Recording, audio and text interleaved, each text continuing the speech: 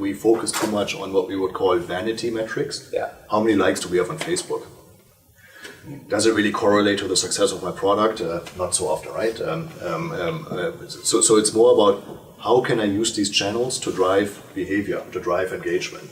So I always say it's difficult to change behavior of people, but it's easy to work with the behavior of people. So if we can understand how people are behaving, then we can tap into those conversations. But we don't have to try to force it. And it really doesn't matter if you have 1 million, 5 million, or 500 million fans on Facebook, because even Facebook, I think, will go less and less into saying, okay, we're 1.4 billion people, and so they needed that to do it, but now they're getting forced a lot more into, does it convert? Can you tell me that it's actually driving traffic into my business? Are the people who are on Facebook not just pushing the button for like or a smiley face these days or whatever other options, but is there something coming out of it, right? And they will have to go a lot more to the value-based, and that has and that's where Facebook even knows we can't do it alone. We need to work with agencies, we need to work with physical outlets, we need to work with the brands in a different way than just to say, oh, I gave you 1 million likes and now give me 1 million whatever currency because you said you're going to do a cost per mil game. And that's a question that a lot of people grapple with, and the vast majority of large advertisers outsource that stuff.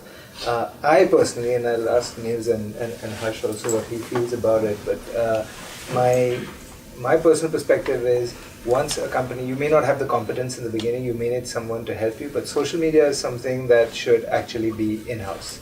Other stuff, you need help on analytics, you need help on things like that, but social is your voice, and I think authenticity is the strongest factor that determines your success in that, right? So, I don't know, Harsh, do you have a view on that per se? So I think it depends on the size of the organization and the kind of spends one has in terms of ad spends or social media spends. But clearly, yes, if you are large enough, then you need to have not only in-house but dedicated one or two individuals who are only looking at that part rather than not trying to look at too many things.